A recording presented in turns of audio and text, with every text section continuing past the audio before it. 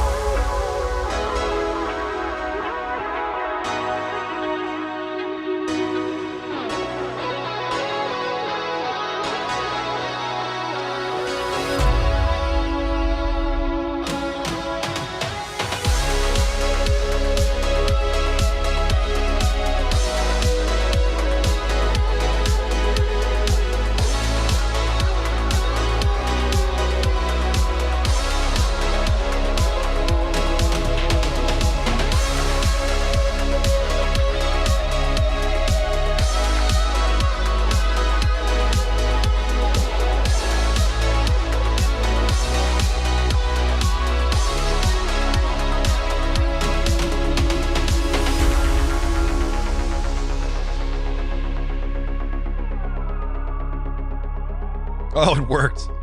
It worked. I was stressing about this before we went live because I had I hadn't used OBS in a while to do one of these. We took a break from members only Mondays. We were doing members only Mondays. First of all, hi. How is everyone? It's members only Wednesday now, 12:05 p.m. on the East Coast. And it's a new thing. It's a new world. It's new stuff going on. I'm just getting settled. I used to use OBS for these, and then we switched to just doing the Friday live streams. Sorry, my desk is a mess. And so I took a break, went back to it, and nothing worked the way that it did before. So I had to delete everything. And movie magic. How's the audio? Is this okay? Can you guys hear me okay? I had to reconnect all my mics and all this stuff. So welcome to Members Only Wednesday. This is the first edition of something new. Gray Hair Discoveries. Hey, thanks. Super chat. That's awesome. We're calling it Black Band Number Station. It's a cool name. Black Band, the section of the radio frequency spectrum that's off limits. And I don't know, it sounded like a cool name. So I was trying to come up with something better. I couldn't use Members Only Monday worked really well as a name. But in real life, Members Only Monday is a colossal disaster.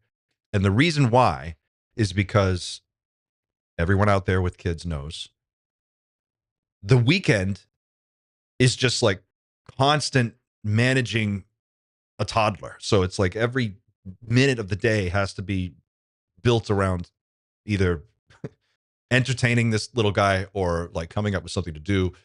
It's a whole thing.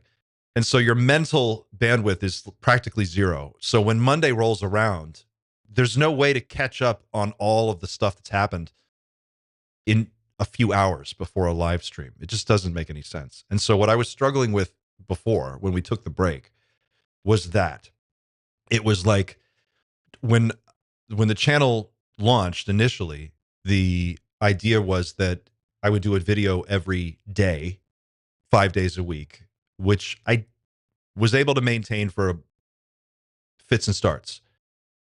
And in fact, I was talking to Pavel from Psychoactivo yesterday, and we were just discussing this, the wall.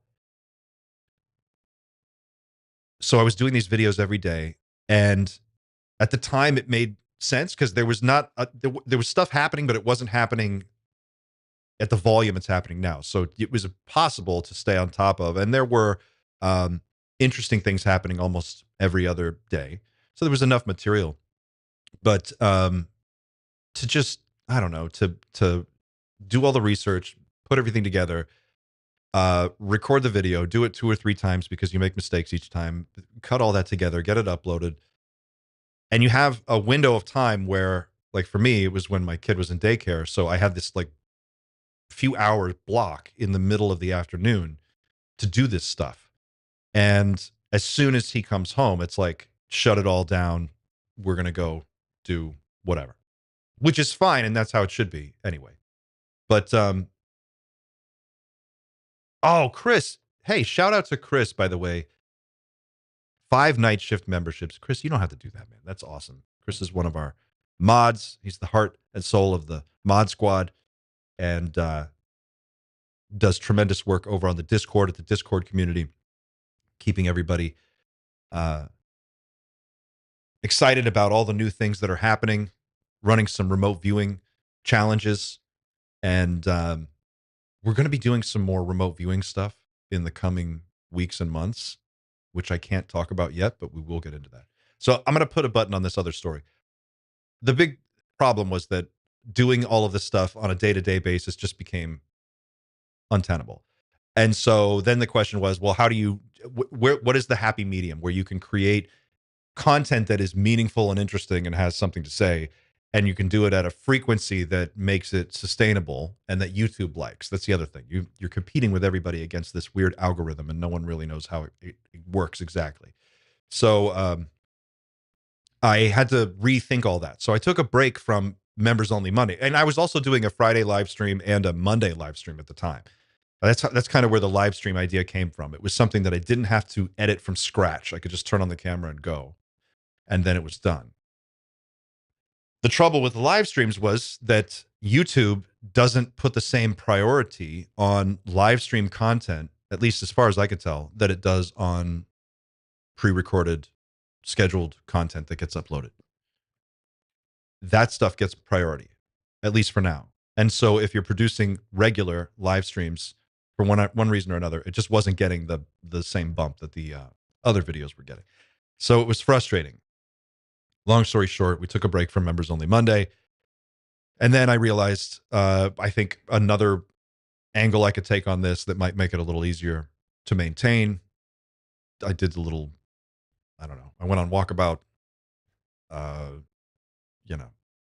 consulted with ChatGPT, came up with a better plan, and here we are. That's my story. So let's go into the chat and see who's here. Chris, I know you're here. Rain, I saw you're here. Hi, Rain. Cole is here. What's up, Cole? Cole has been working on some new designs. So this is well, I'll come back to this. We're working on new stuff. Cole's involved. Sarah B, good to see you. Adam Durden, Adam Wright. Trini Mac is here.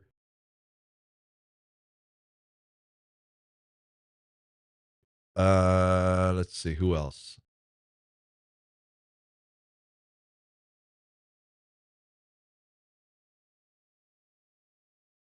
Ma Fink. Is that right? Am I saying that right? Dead fish cheese spread. Dead fish cheese spread. These names are the best. All right. Welcome, everybody. It's great to see you all here. Thank you for coming back and joining me for another Wednesday live stream. So the idea here with this new thing that we're doing on Wednesdays is going to be to give us another opportunity to connect during the week. And this is a... Hang on a second.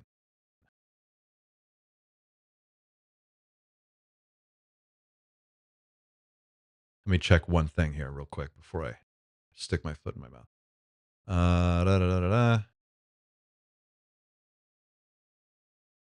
So this is a chance to circle back with you guys once a week and just touch base on some of the other stories that we're looking at and some of the other things that are happening in the space, because there's always stuff going on. And Fridays, it's tough to cover everything. Now there's almost too much. So I'm trying to strike that balance. I'm doing it on Wednesday because Wednesday makes it easier for me. I can take Monday and Tuesday. I can get everything organized. I know generally what we're going to talk about. For example, today, one of the things we're going to get into in a minute is the Jesse Michaels interview with Harold Malmgren, which is amazing. I'm an hour into it. And so far, it's spectacular. It's so good. I know some people have seen it all the way through. This is what I'm talking about. Like, if you're a parent, when do you get 4 hours to sit through a Jesse Michaels interview? I get 15 minutes here. You get like 5 minutes when you hide in the bathroom. How many people here just hide in the bathroom to like catch up on emails and stuff? There's that. Um, but we'll talk about the first hour. I thought that was really interesting. And we're going to talk about the new merch. We've been working on new merch for a little while now. Some new designs. That's going to be, I wanted to drop it today, but it's just not ready yet. I had to tweak a few things in the store, and I just didn't have the time to get everything locked down in time. So we're going to wait. And if I do it this week, it'll be Friday. We'll announce it then. But we've got some cool new designs, some cool stuff. Some people were asking about long sleeve options for colder climates, and I realized we don't have a lot of long sleeve options. So we're going to fix that and put some more cold weather gear up there. Although it is starting to warm up. Like, I don't know, it's 80 degrees where I am today. So that's where, the sleeveless. People think this sleeveless thing, I realize I wear the sleeveless shirts a lot. And I think it's time to address that because I know it's obvious. Uh, it's just the most comfortable shirt there is. I've tried them all. I've worn everything in our store, and of all of the shirts that they're all comfortable. All of our shirts are, which I should take this opportunity to show you. Here, let's kill this music. There we go. If you go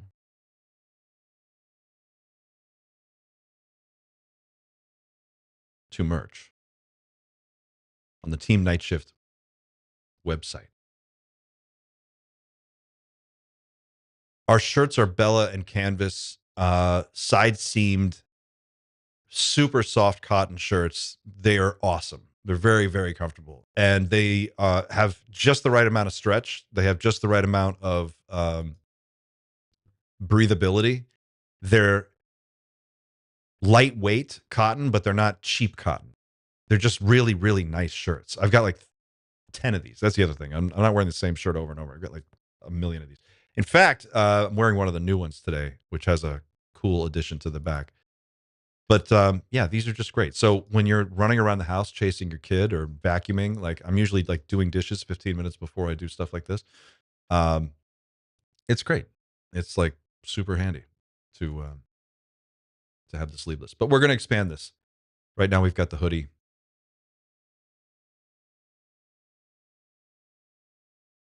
But we're going to add to that, and hopefully by Friday.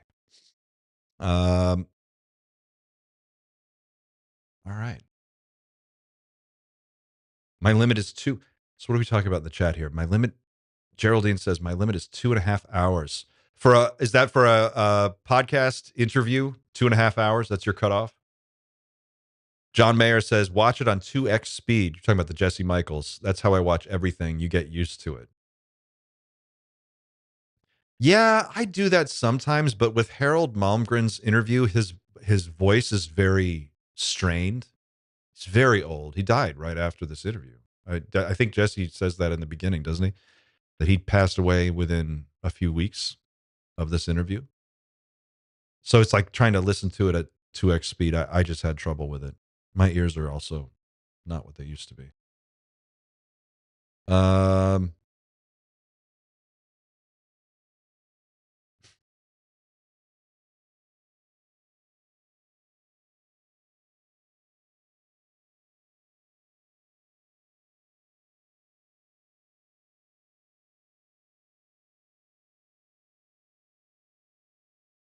Cosmic Serpent says, I use the speed on 1.5x, but 1.25 for Harold needs subtitles. Yeah, it's his subtitle. I was just reading the subtitles. It's also listening to it while I'm walking my dog and doing other things. So it's tough. So that happened. The first hour was kind of the setup for this whole interview. We'll watch a clip from it. Let me see if I can get my situation organized over here. Here we go. And let's take a look.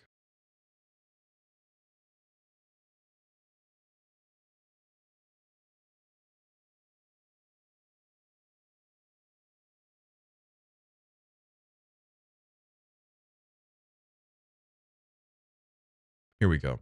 So this is the Harold Malmgren interview on Jesse Michaels' show, which just dropped 18 hours ago. It is amazing. Harold Malmgren's story is fascinating. This guy is just, as Jesse so correctly puts it. First, I want to say Jesse has been doing phenomenal work. And sometimes I get a little professionally jealous of just how good he is at what he does, if I'm honest, because he's able to just talk to so many people at such a high level. And obviously he's connected and he's got the hookup, but he's also very good. He's just extremely smart and very knowledgeable. It's interesting to listen to him ask questions and kind of bounce ideas back and forth with his guests. So, but Harold Malmgren's story, he says, he's kind of like the Forrest Gump of geopolitics. He's just always sort of in the right place at the right time, and he happens to be the right guy for whatever the situation is. And he's telling this whole history of how he got to be where he was, and then about 54 minutes in, they start talking about the Starfish Prime atomic tests. And I'm just going to play a few minutes of this, and we'll come back and talk about it. Running from April to October of 1962, Operation Dominic was a classified American program conducting 31 nuclear test explosions in the Marshall Islands. These tests were designed to study the effects of nuclear detonations in high altitudes, in space and near space.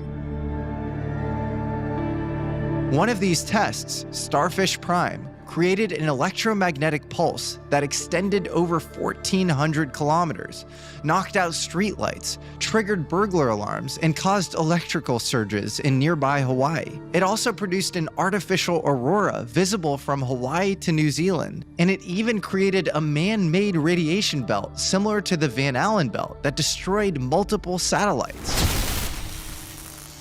The last few tests of this series were the Bluegill tests, which involved a unique X-ray-based missile defense system, and Harold was put in charge of doing all of the cost assessments for this test. Tell us about the Bluegill Triple Prime test. Well, I arrived in Washington summer of '62. In '61, there were two high-level tests of an incoming missile and an interceptor fired up to see if they could stop it. Those two tests failed. Summer of '62, I arrived, and first I'm in the middle of this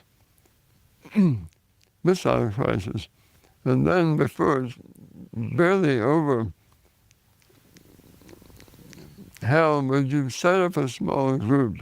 We'll give you the people to devise the outlines of an anti-missile system so that we can start anticipating for the future.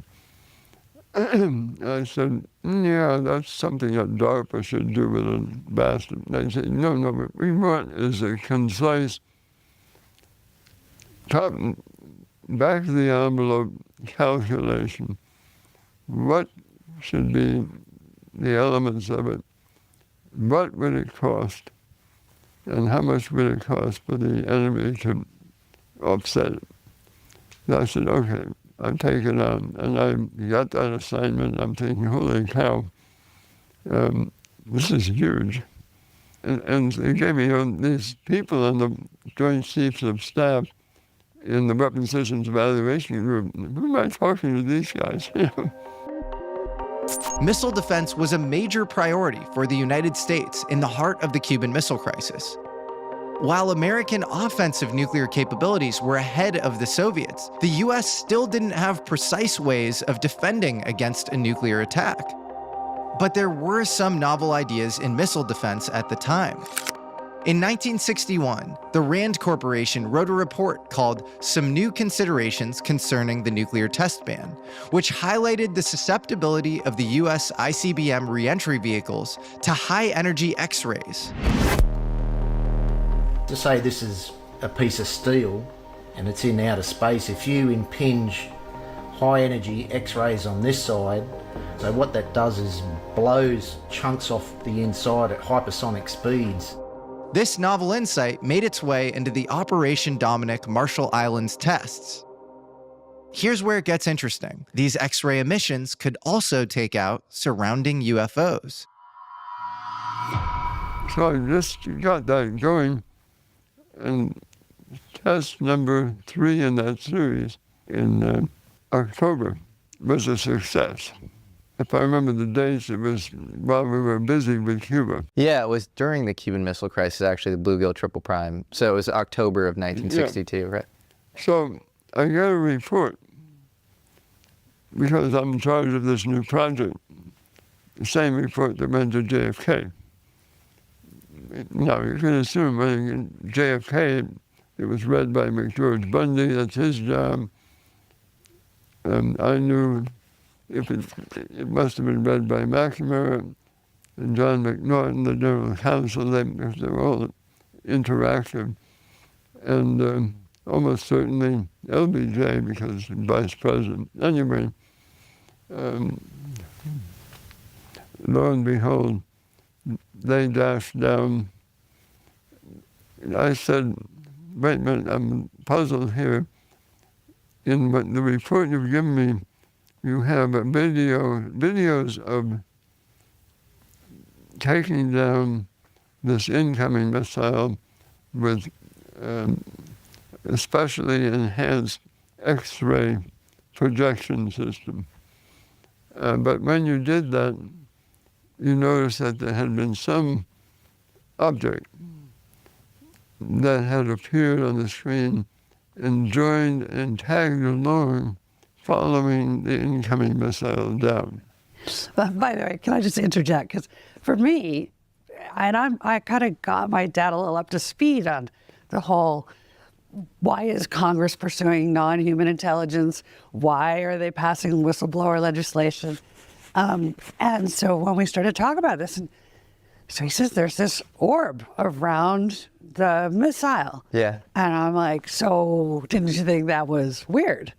And I realized that actually, I think that the people of that generation were so accustomed to seeing them that they knew it wasn't Russian. They knew it wasn't, in those days, it was never going to be Chinese. They knew it wasn't a threat. So Dad said, yeah, we called it a tag-along. Wow. I'm like, a tag-along? Like, didn't you ask what it was? And he sort of replied in such a way that I realized nobody asked any questions at that time.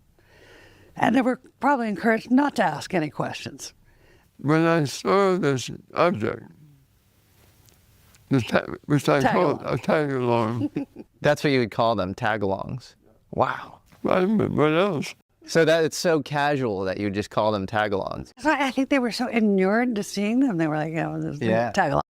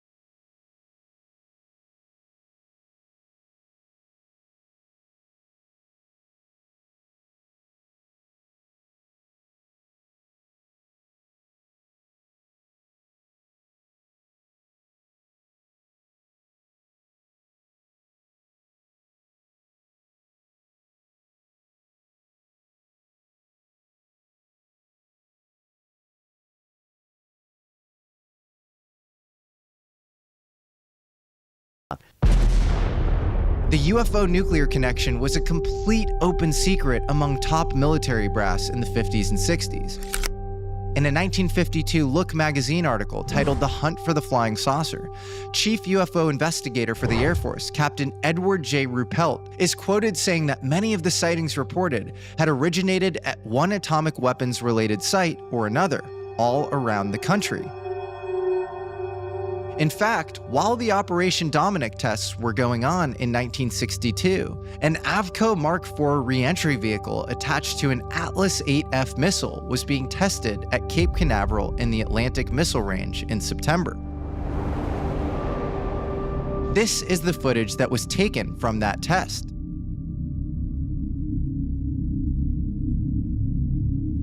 At the 4-minute and 40-second mark in the video, an object appears to phase itself into existence alongside the re-entry vehicle, which is traveling at 20,000 feet per second, or Mach 18. The official US Air Force NASA post-flight report even states that the object's quote-unquote origin or identification could not be determined.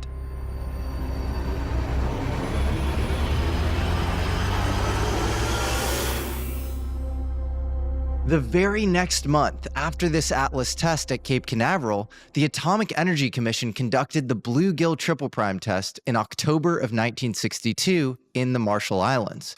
The point is, this was the backdrop for the Bluegill tests, one in which the military, scientific, and political elite in America were well aware of the connection between UFOs and nuclear weapons. Anyway, when the incoming missile reacted to this blast of X-ray, at that moment, the report said this appeared to knock down this device, they called it. I said, the tag alarm. And so I didn't react to it with shock. I thought, let's find out what that was. And was there a recovery? Yes, the Navy had recovered but fell. Tell me about it. Oh, we can't do that. You need to know about the incoming missile and the test, but not about the tag alarm. Why not? And just to be clear, you've got all the Q clearances, right? Not some of them. You've got all the Q clearances. Yeah, well, including... And they say, no, you don't need to know.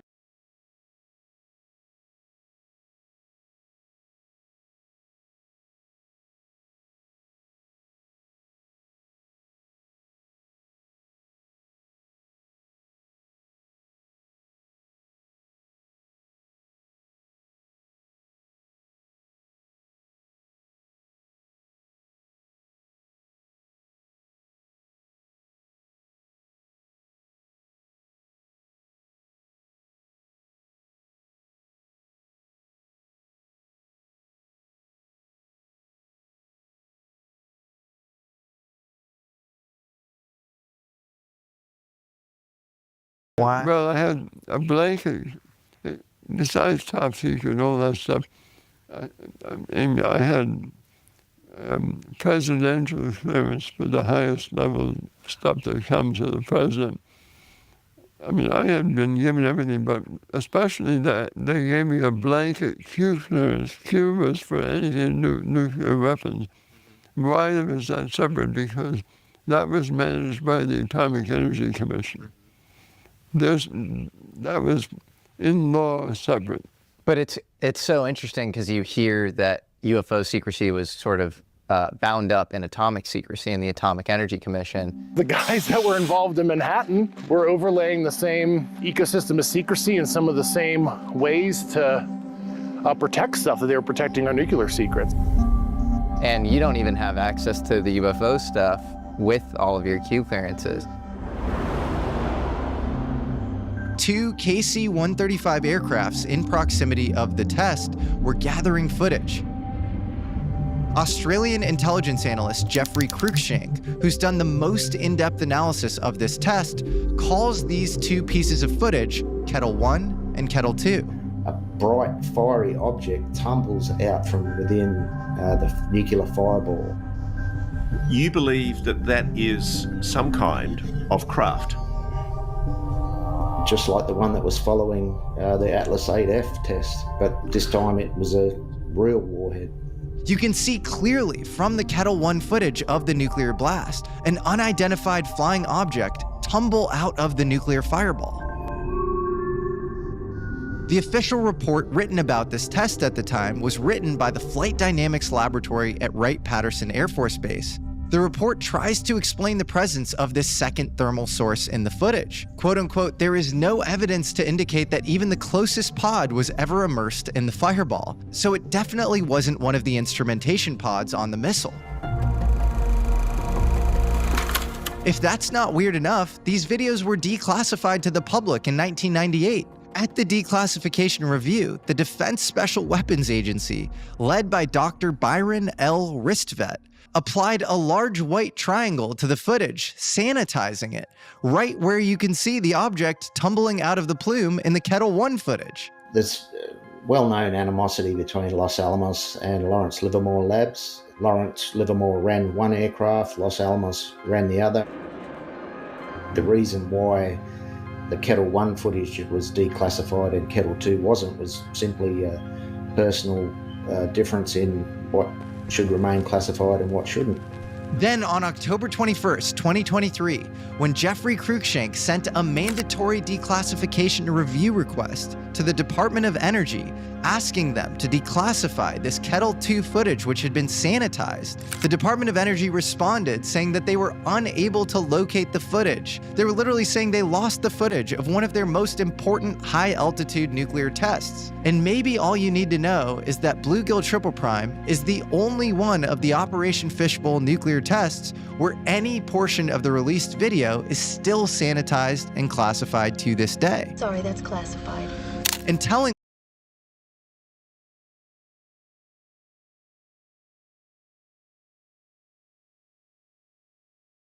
important high-altitude nuclear tests. And maybe all you need to know is that Bluegill Triple Prime is the only one of the Operation Fishbowl nuclear tests where any portion of the released video is still sanitized and classified to this day. Sorry, that's classified.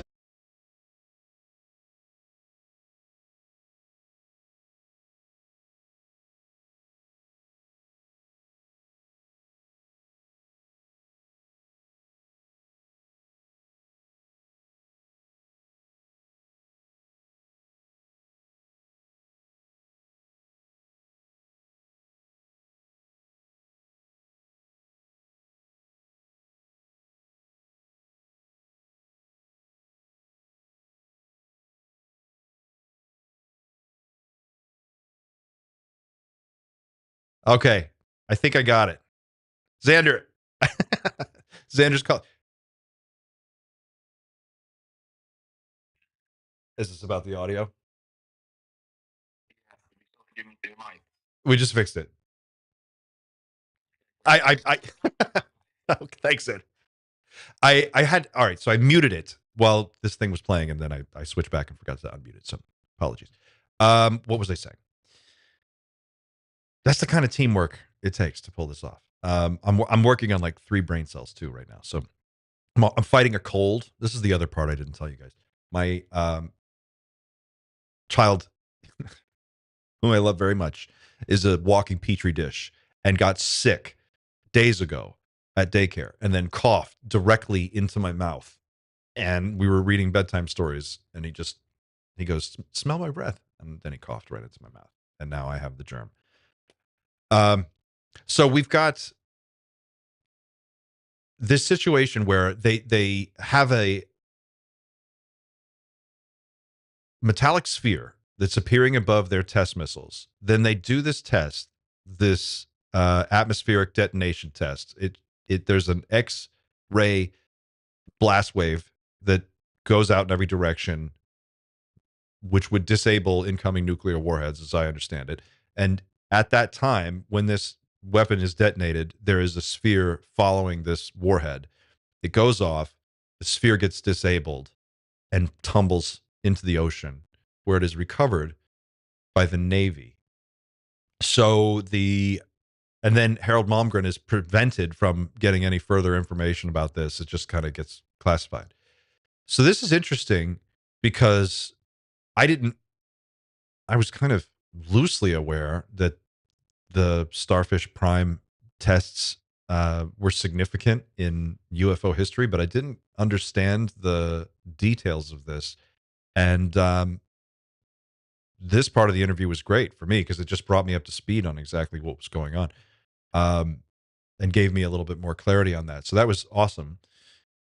It begs the question, how does Jesse Michaels have the time to do all of the research that it takes to track down all of this documentation and verify all this stuff? I mean, this guy's putting out like 4-hour interviews, 2 hours here, 3 hours there, every other week. So how do you find the time?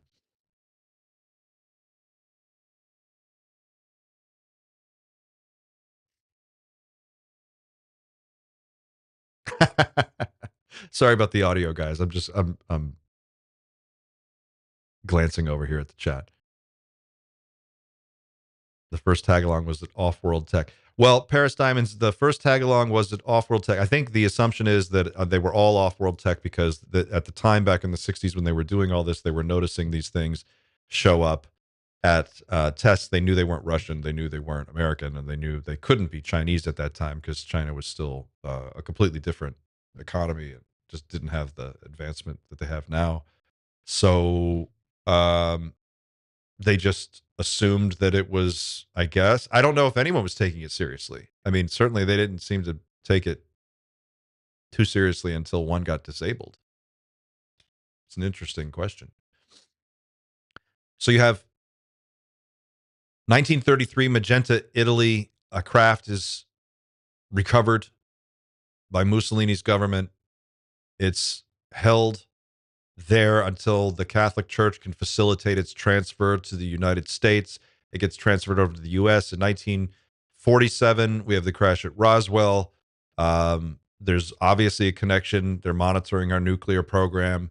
They're paying attention to developments. That carries through all the way into the 60s, where we have these sightings of orbs or spheres at or near our nuclear testing facilities, testing platforms. They're monitoring our tests.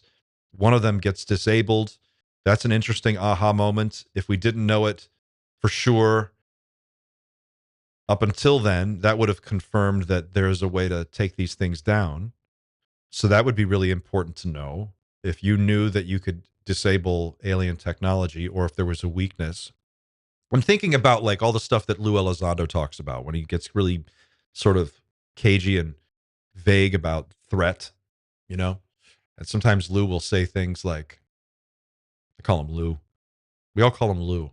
When did we become friends? I don't know when that happened. But he'll talk about, you know, the idea of a threat being posed by NHI and what would you do and why the secrecy.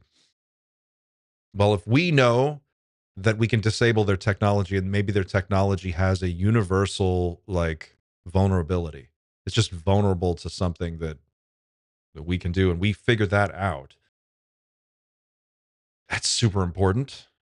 I mean, clearly we've shot them down or brought them down elsewhere. We know there's a number of different types of craft, so this is just one aspect of this story. Interesting. I'm going to finish this before Friday. We're going to go deeper into the Jesse Michaels interview on Friday's show. And I was just texting with Xander before we went live here, and we were trying to get a game plan together. I think that's going to be the deep dive for Friday. But we're going to dovetail off of that and go into some other stuff. And I want to show you this. Now, I can't say for sure, you know, I'm going to show you something from Reddit. So just know that we're going into Reddit world. But this is interesting. So 5 days ago on Our Aliens on Reddit, the aliens subreddit, someone posted the following post. And it says, Looks like old Elon tried sending up something he shouldn't have.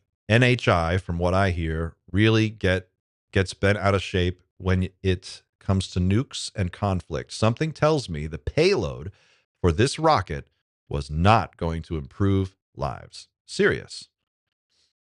You know it's serious when it's in brackets. So what is this video?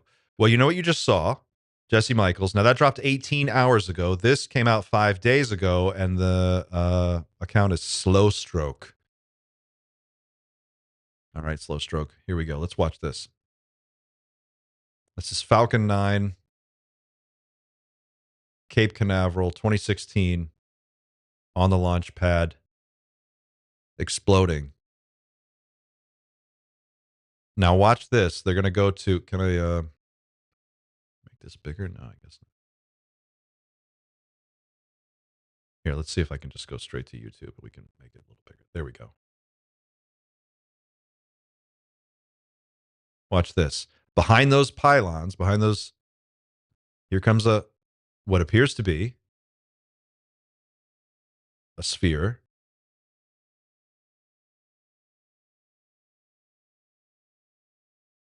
And as it passes by, that's when the detonation happens.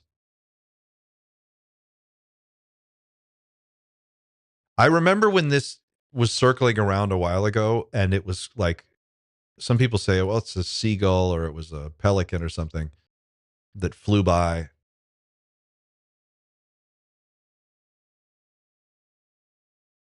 Here's the thermal.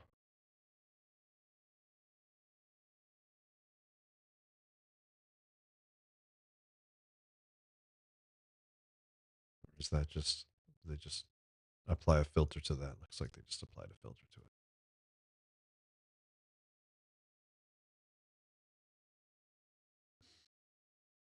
So what was this payload?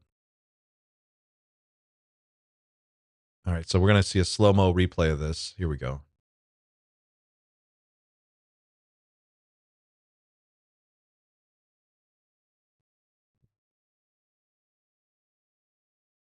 Freaking orbs.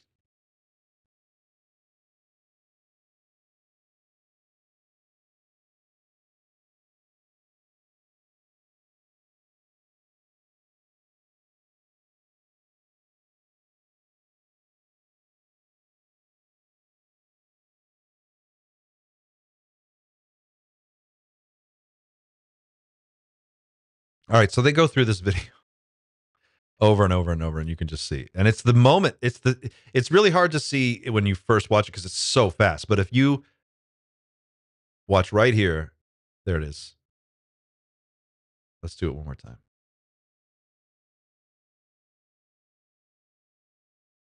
I don't know. That's pretty fast. Like, if that's a pelican, pelicans aren't known for their speed and grace. But you can see as soon as this dot, there it is. I managed to pause it right there. There it is. It was like here. And that's when this lights up. And then by the time it gets here, the explosion's already happening. And then it's gone. So, again, could this be something else? Sure. It could probably be, there's a million things it could be. It could be anything. But it's interesting. So now, when you read the comments underneath this, check these comments out.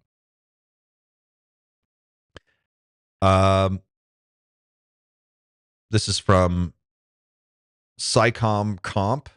In September 2016, a SpaceX Falcon 9 rocket exploded on its launch pad at Cape Canaveral, Florida, which is the same place that Jesse Michaels just talked about, the test where the missile was on the pad, and they saw that thing appear in the sky. It was a blinky light, and they showed it appear, and then they said, we couldn't figure out where it came from. That's the same place. During a simulated countdown, the explosion destroyed both the rocket and its payload. What was its payload? A $195 million Israeli satellite called Amos 6. The cause was later determined to be a failure of a composite overwrapped pressure vessel in the second stage liquid oxygen tank. Okay, that's what they say. Now, This is interesting. This Israeli satellite thing, Amos 6. I haven't looked at this into this at all, so I'm just going by. I'm literally reading comments on Reddit, and so that's all we're doing here. I'm not an intel analyst. I'm not Jack Ryan, but go with me on this journey of self-discovery and exploration. Let's talk about this. This next comment is great. Slow Stroke says, this is the op. Surely that Israeli satellite was just going up to monitor fresh water levels across the world, right? To make sure every human had access to a valuable resource. Maybe it was going up to monitor air quality, to make sure everyone was safe in the cities they live in. Ask yourself, what the fuck was that satellite for? Good question. Interesting. I don't know, internet sleuths. What do you think? Is there a connection between this Falcon 9 launch and this Harold Malmgren interview on Jesse Michaels' show? And is it coincidence that this video was just brought up? Look at this. It got 626 upvotes on Our Aliens 5 days ago. That's pretty good. It's not great, but it's not bad. I wonder if there's something there. Here's the footage again. You can see it. So what if there was a nuclear payload? Now, I'm not saying it's a nuclear weapon. It could be a satellite with some kind of nuclear material on board. We don't know. Could be anything on there. But we do know that Elon has all kinds of ties to the military-industrial complex and is trying to be one of the providers for strategic missile defense going forward. He wants to use the Starlink network of satellites and lease that out to the United States government or U.S. military, as I understand it. Just sounds like an awful, awful idea. But Elon gets classified briefings at the Pentagon. He gets all kinds of stuff. So what was in that rocket? I don't know. Is there a there there? What do you guys think in the chat?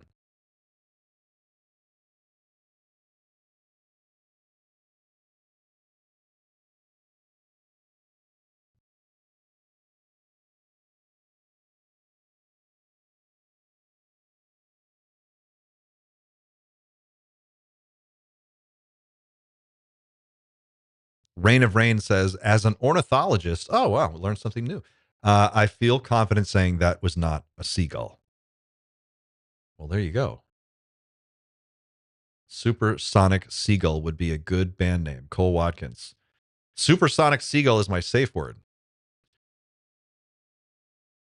Let's see what else.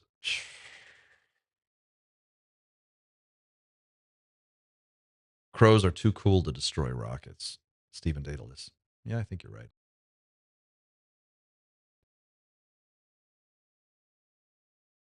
They provide geointelligence, robotics, and space operations and satellite systems. Brian Park. Is that what we're talking about? SpaceX? Elon, I've never seen evidence. Yeah.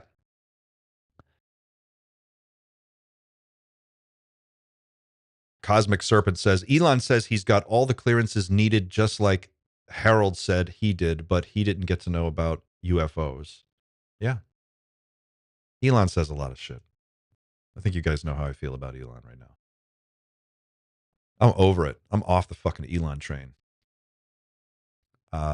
We should all get off that train, if you're not already. Tesla profits down 71% yesterday. Did you guys see that? I wonder why.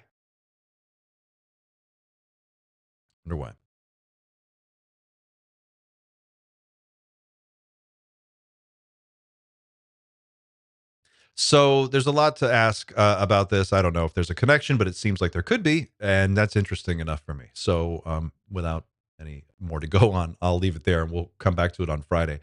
Skywatcher has put out some new videos. They're not necessarily new. They were part of the Skywatcher episode 2.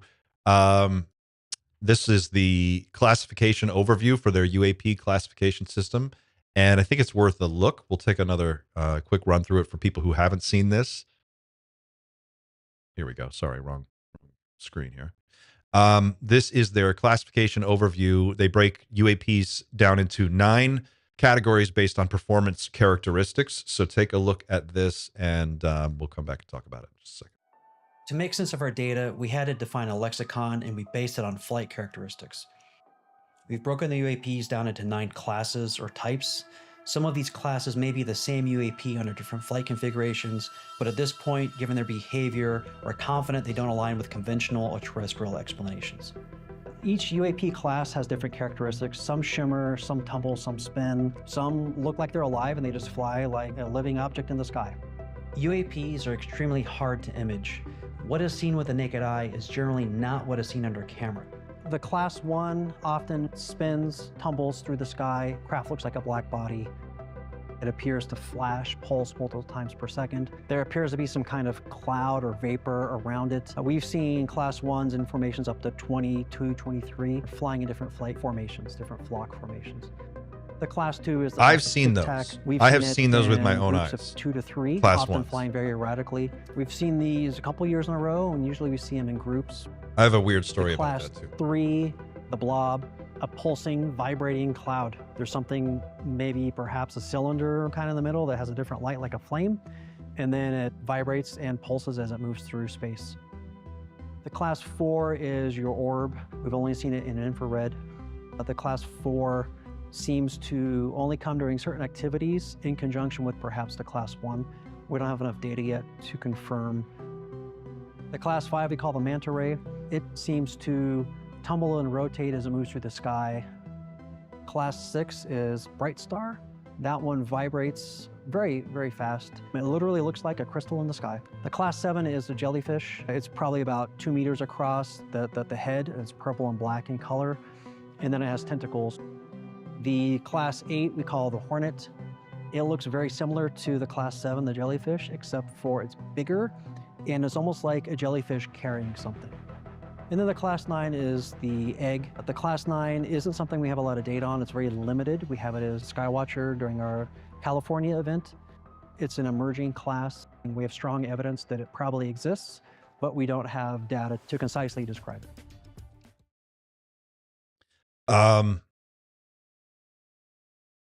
So that's just a shorter clip from the episode 2 of Skywatcher, where they get into detail about those classifications. And I'm curious what you guys think about this, because I've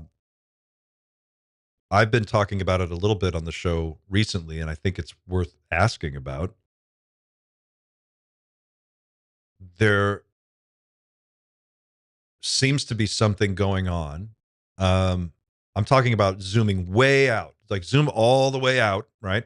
And forget about individual cases, forget about individual personalities in the UFO UAP space. Just zoom all the way out and look at this conversation that's happening all throughout this space right now from a distance, and try to picture, if you can, just the shifting plates underneath moving of the types of things that we're talking about, the types of things that are being discussed right now, and how those are being brought forward, right? For 70 years, we've been hearing about flying saucers, disc-shaped craft, reports of people who have been taken on board disc-shaped craft, a disc-shaped craft that lands, people get out, somebody will walk up to it, they'll go on board. This is common. This is super common.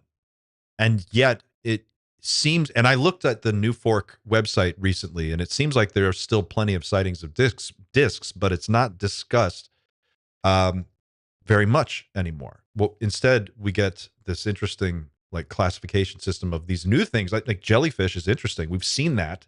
We've seen something that looks like a jellyfish, that jellyfish UAP video that came out of the leaks a few years ago is one. We've heard people talk about some of these weirder craft or weirder things, but this seems like a whole new thing that just sort of came out of nowhere. Are you telling me there's 9 different classifications of just things that are like jellyfish-like or orb-like? It seems, I don't know. It seems interesting to me. It seems like there's a shift happening in the way that this is all being discussed. A few years ago, we went from UFOs to UAPs.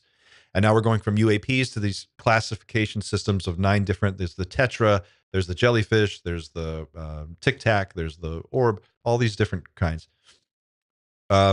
Interesting, they don't see a disc. They don't. These Skywatcher team hasn't reported that. Triangular shaped craft. So that's that. From a distance, if you zoom out far enough and you look at it from a distance, there is something weird happening there. In the podcasting sphere, we have all kinds of new people in the space, right? Night Shift is part of that. We started 2 years ago. Vetted, Psychoactivo, Area 52, all these different groups. But Jesse Michaels stands out.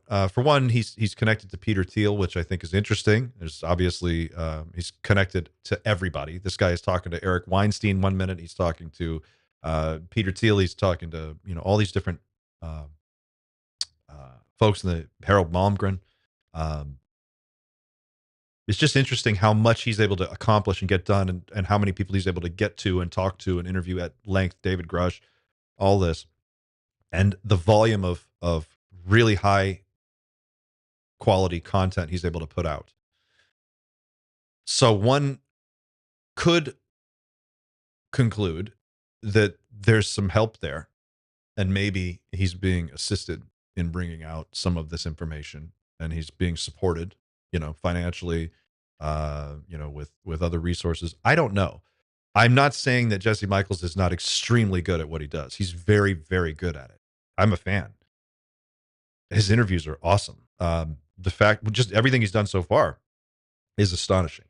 And whether he's got the budget or not, it's still a lot of work, no matter what level you're at. It's just easier when you've got a team of paid people that you can lean into, and then you can go off and do the next thing, and they're editing the last thing. So it's not a jealousy thing, although I, sometimes find myself like, man, it's annoying that he's able to do so much. But it is interesting. I think it's worth noting, right? There's some people who are just out there putting out information now all the time. Gary Nolan the other day did an interview where he said amnesty. And he was like, amnesty, we need to start talking about amnesty for the people involved in this program, because that's the only way we're ever going to get to the truth. And that's something I zeroed in on way back. Months and months ago, I was talking about this. You're going to start to hear that term come up more and more. It sounds like where we're going with this, and this is just my guess, my speculation here, but it sounds like where we're going with this is, look, we're going to give you some disclosure. We're not going to tell you everything, but we're going to release some of this information. But in return for that information, we're going to want some things. And one of the things that we're going to want is blanket amnesty for anybody who's been involved in this from the very jump. And now you're hearing, and I'll see if I can track that clip down. Somebody else spotted it and sent me a text about this too. And we were just talking about it kind of back and forth, but there it is. That's the ask. So then you have to go, well, is amnesty, is it worth it? If you knew that if you could get 70% disclosure, right? Let's say that they came forward and they confirmed there are X, Y, Z, NHI civilizations. There's 2 or 3 groups. They've been coming here for different amounts of time, doing different things, and this is kind of what we know. And then they give you some kind of vague, loose information, and we know what their craft look like, but then they pull back and they don't tell you anything else. Or maybe they roll out a little bit of technology and they say, look, we've cracked this gravity thing. We have to, it's going to be a shock when you guys see it, because you've never seen anything like it, but you're going to see some anti-gravity technology. And now we're going to demonstrate this. What happens if a Chinese company or an American company wants to roll this out and make a quantum leap over everybody else? You've got to get people at least a little bit up to speed before you can drop something like that. So it makes sense that there's something to that. But is it worth it to give amnesty to people that if they have committed any number of crimes, to research this, cover it up, if people have been killed or jailed improperly or without due process, all kinds of things? Who knows? I imagine that they want to achieve some form of disclosure without bringing out the wood pile. You know, like no one really wants to go wading into this. They're still weird about the Kennedy JFK thing. So I don't know. That's an interesting question.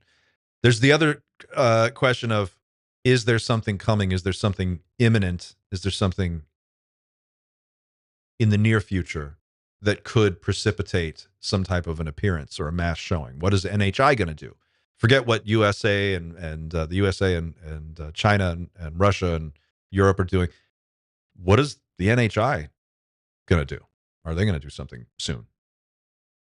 There seems to be a split perspective on that. Like some people seem to feel that there is something coming. And within that group, there's another bifurcation where some people seem to feel like it's not a big deal or it's going to be glorious. Stephen Greer, Chris Bledsoe. Other people say it might not be so great and it might not be so wonderful and glorious. It could be a real disaster. And I'm kind of in the middle on that. But there's this group that thinks something is inevitable. Whether you think it's 5 years from now, 2 years from now, 10 years from now is almost irrelevant. But sometime, probably within our lifetimes, something's going to happen.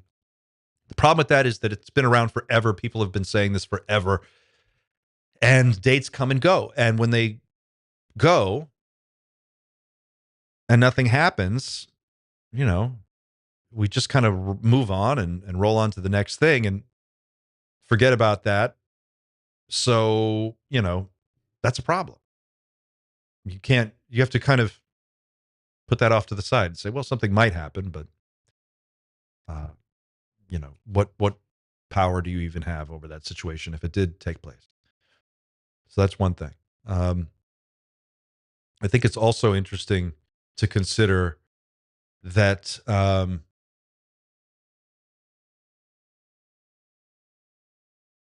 there's no smoke without fire, right? This is something Nick Pope talked about. If you haven't watched our interview with Nick Pope from last week, please go watch it. It's great. Nick is, first of all, he's phenomenal. He was the most professional interview we've ever had here. He is great. So Nick, if you're watching, thanks for joining us again last week. It was excellent. But he talked about this a lot. He said, you know, there's a certain amount of information that people are going to need to know to come to grips with this stuff. Danny Sheehan has talked about this a lot. But there's a balancing act there. So how do you achieve balance and what does that even look like? And we just don't know. There's not enough. It's all siloed off. So it's unclear to me whether even the top decision makers are the best people to be making decisions on our behalf. We don't know. There's this whole run-up in the Harold Malmgren interview where they talk about the Cuban Missile Crisis and being in the room where they have 3 hours to decide if they're going to launch their nuclear bombers into the Soviet Union and launch a nuclear strike.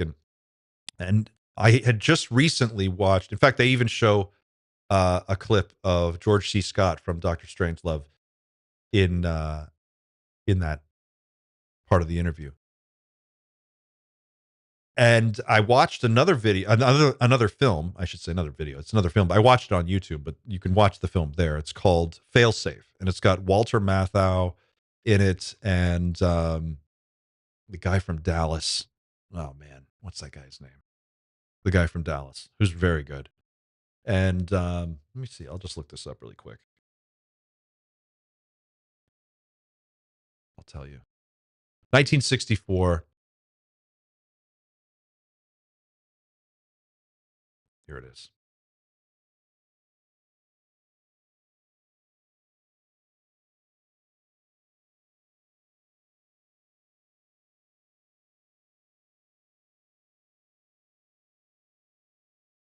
Failsafe.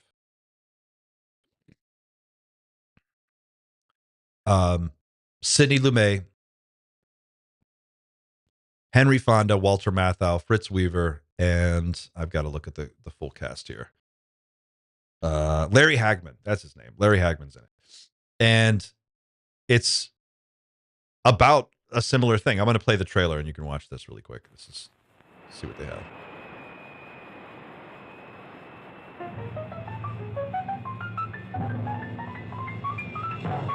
It's so good. I'll bring this back to UFOs and Harold Malmgren in a minute.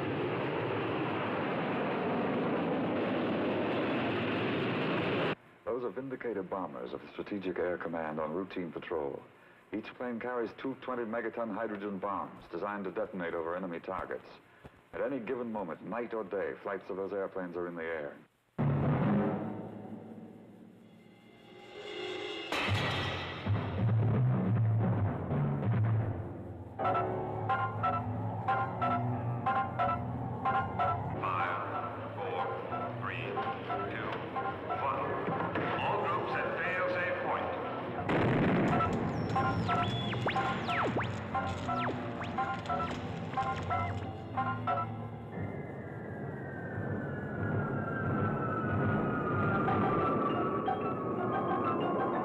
Oh, it's so good. This trailer is not the best, but basically the gist is that they've got this, and then I'll bring it back to Malmgren. They've got this flights of bombers that are in the air at all times. They fly out to what's called point of no return, and then if they go past that point, they don't have enough fuel to get back. So it's a suicide mission if they go any further. And every time they go on these flights, they get out to this point, and then they turn around and come back. And they're just always in the air, these rotating sort of squadrons of bombers. And in this film, the idea is that they've got this fail-safe device that is built into each bomber squadron, I guess, and into their planes. And it is the device that allows them to order an attack even if the command center gets destroyed in a nuclear catastrophe. And it sets up this scenario where basically the a wing of a squadron of these bombers gets the command to go drop their nuclear weapons on Moscow, and they're on their way. And at one point, there's a malfunction in the system, and they get this order. So they're trying to tell them, "Don't do this. You have to come back. This is not a correct order. This is an incorrect command." But part of their protocol is that when they get the signal, they are to ignore all other communications from that point forward, up to and including a call directly from the President of the United States, because they're told that that could be imitated. So there's this Cold War paranoia about, it's like so critical that they make this a perfect system that they become trapped inside their own system. And when the signal goes out and these bombers start their run, it's a mistake. And they spend the rest of the film trying to get these bombers to turn around or to shoot them down. And then they get the Russians to try and shoot them down. And they keep making it through. They're just like able to evade and get through.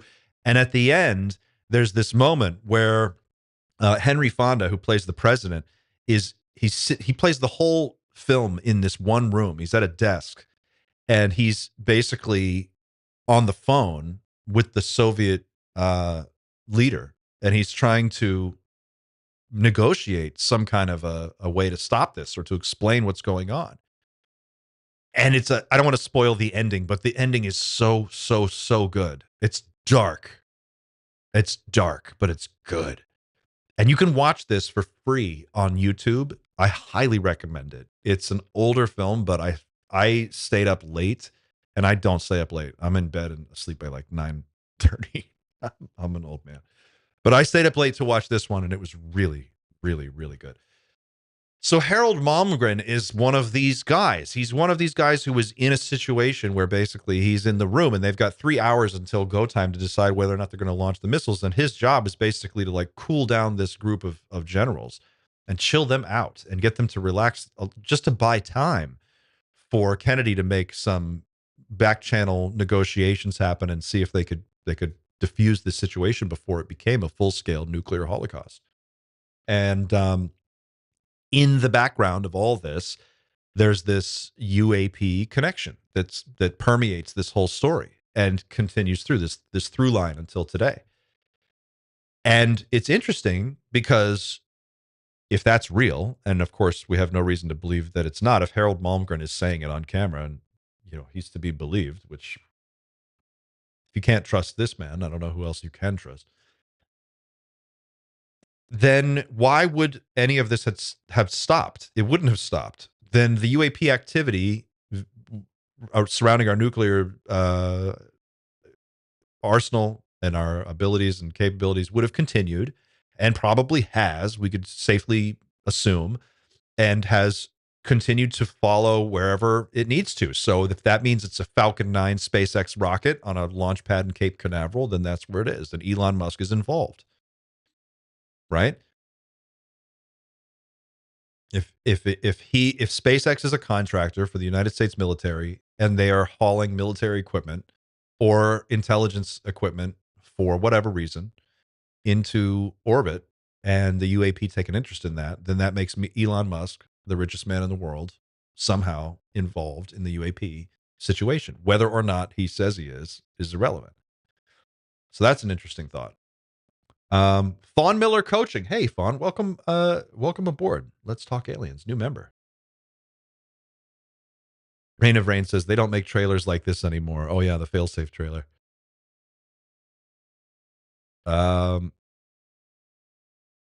Cole Watkins, do you think that they had large screens like that in the 60s? Well, that was when they made the film, 1964. It came out.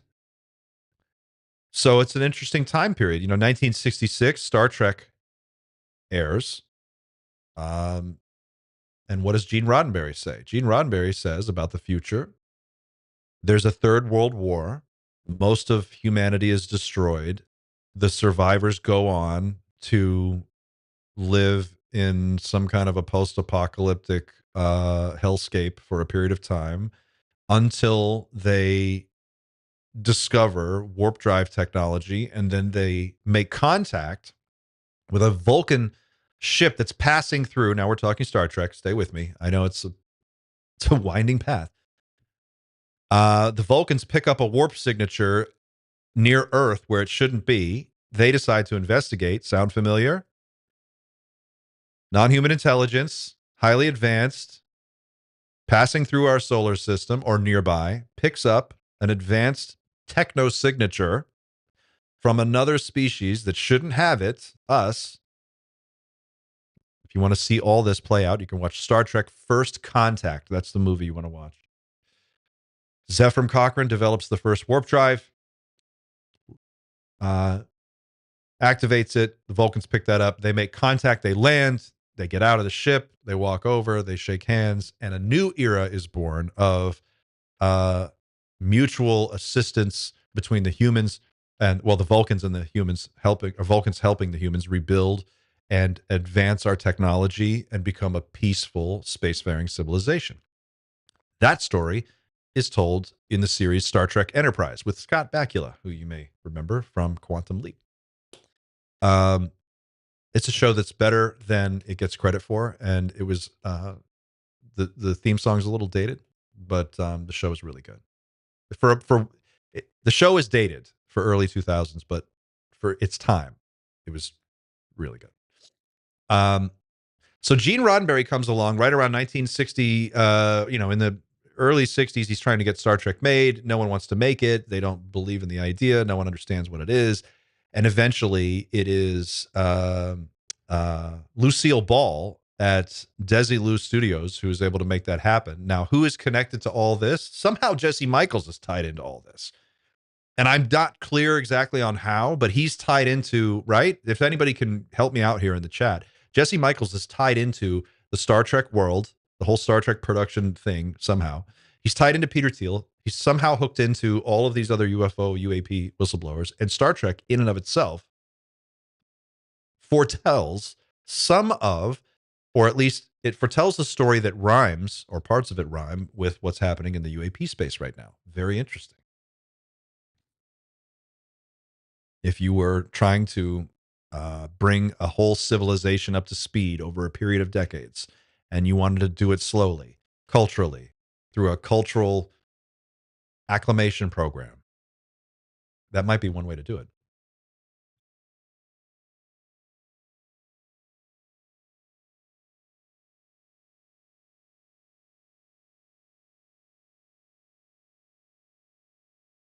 Brian Park says the day after, scary as hell movie about a nuclear strike, game over. Is that the one with Steve Guttenberg, a young Steve Guttenberg? The day after, I think he's in it, right? Day after is terrifying.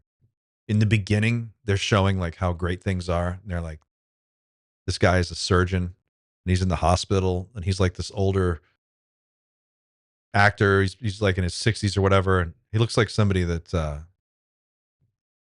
Blanche would date on the Golden Girls. And he's walking around the hospital and he's checking in on his patients and he's like, what's going on, Mr. Johnson? And Mr. Johnson's sitting there and he's you know, whatever. He just had his, you know, cast put on his leg or whatever. And doctor walks out and he's telling the nurse, let's get this guy some ice cream. What kind of ice cream do you like? Oh, I like strawberry. Let's get this guy some strawberry ice cream. And the beginning of the movie is just, look at all this health care. We've got ice cream in the hospital. It's great. And by the end, the same character is standing in the bombed out, destroyed neighborhood where his house is located. And it's just got, you know, like these people who are just completely shell-shocked that are just in his, what's left of his house. And they're kind of like making a little fire and they're trying to like stay warm. And it's just, the whole world has been obliterated. And you're like, fuck, we came so close. So I don't know. I guess the meta theme here is, if we're zooming all the way out, it's interesting to watch this part of the story come to light in a new and such a detailed way, vis-a-vis the Jesse Michaels podcast. We're learning more about the nuclear history, the connection between UAPs and nuclear weapons and nuclear warfare. And we have every reason to suspect that this has continued on till today. And we're closer to nuclear conflict today than we've ever been before. So if you're looking for a motivator for some kind of a disclosure to take place, it would seem like that could be it. We're going to wrap up with one more look at something else it could be. And I just want to show this to you. It's something that I'm in the process of developing, but I'm working on a video of AI on AI. And I want to show you this clip. Let's see here. Here we go. So this is Eric Schmidt, former CEO of Google. And he's giving a talk. He's talking about the situation right now with artificial intelligence. Now, why am I showing you an AI thing? Well, I'm showing you this because my suspicion is that whatever is happening with non-human intelligence that is pushing the discussion forward at the current rate has something to do with an existential situation that's going to present itself soon, or may already be here. Obviously, nuclear holocaust is one of those things. The constant, overwhelming threat of nuclear war looms large. But nuclear war isn't the only thing that could happen, and it's not even necessarily the most likely thing to happen. What's happening already, we know climate change is getting out of control. We know this because now you can just see the weather going insane every year. It's not even a question anymore. You just can look outside wherever you live in the world. At some part of the year, you're going to have crazy Old Testament weather. Climate change is a real problem, and runaway artificial intelligence is a real problem. So I am working on this angle lately where I'm looking at the UAP issue through the lens of advanced artificial intelligence and robotics, because that is directly in front of us. That is something that is like, it's not only directly in front of us, it's already here. It just hasn't been widely distributed yet. So I want to show you this clip from Eric Schmidt, and then I want to show you a clip from Mo Gaudat in a second, and we're going to talk about AI for a second before we wrap up today. All right, this is Eric Schmidt. Year that we believe as an industry that in the next 1 year, the vast majority of programmers will be replaced by AI programmers. We also believe that within 1 year, you will have graduate level mathematicians that are at the tippy top of graduate math programs. So that's 1 year. Okay. What happens in 2 years? Well, I've just told you about reasoning, and I've told you about programming, and I've told you about math. Programming plus math are the basis of sort of our whole digital world.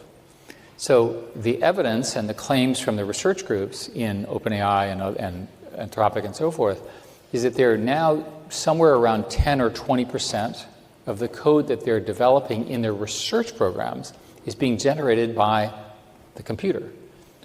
That's called recursive self-improvement, is the technical term. So what happens when this thing starts to scale? Well, a lot. One way to say this is that within 3 to 5 years, we'll have what is called general intelligence, AGI, which can be defined as a system that is as smart as the smartest mathematician, physicist, artist, writer, thinker, politician. I call this, by the way, the San Francisco consensus, because everyone who believes this is in San Francisco. It may be the water. What happens when every single one of us has the equivalent of the smartest human on every problem in our pocket? But the reason I want to make the point here is that in the next year or two, this foundation is being locked in, and we're not going to stop it. It gets much more interesting after that. Because remember, the computers are now doing self-improvement. They're learning how to plan, and they don't have to listen to us anymore. We call that superintelligence, or ASI, artificial superintelligence. And this is the theory that there will be computers that are smarter than the sum of humans. The San Francisco consensus is this occurs within 6 years, just based on scaling. This path is not understood in our society. There's no language for what happens with the arrival of this. That's why it's underhyped. People do not understand what happens when you have intelligence at this level, which is largely free. Okay. Did you guys catch that? Is that resonating? Because if I'm thinking about, if you're a non-human intelligence, right? Like, we're all watching the same movie here, aren't we? I think we are, right? We're all watching the same movie. I think. I hope we are. Among this audience, we agree, non-human intelligence is real. It's here. There's probably more than one kind. They probably have multiple different motivations, and they are probably working on some kind of a plan, right? They have some kind of a plan. There's a method to whatever it is that they're doing. And the thing that's interesting about plans is they have a beginning, they have a middle. So if they have a beginning and a middle, how do you know when the end is going to be? When is the plan or whatever they're going to do going to happen? If we're trying to suss out what NHI may or may not do. I suspect that the reason we've been hearing so much since 2017 about disclosure, and from all of these various people who have come forward from intelligence backgrounds and military backgrounds to tell us these things, are doing so because they're being supported and encouraged to. This is some kind of a limited disclosure. We've talked about this at length, but there must be something pushing that forward. And if you're looking for something that has a hard number attached to it, we know that climate change, more or less around 2050, becomes a real problem, like a real threat to global civilization. The continuation of an organized global society comes under tremendous stress around 2050 from resource depletion, problems with maintaining the calorie intake of the population of this planet, multiple simultaneous natural disasters unfolding at the same time, not to mention the knock-on effects of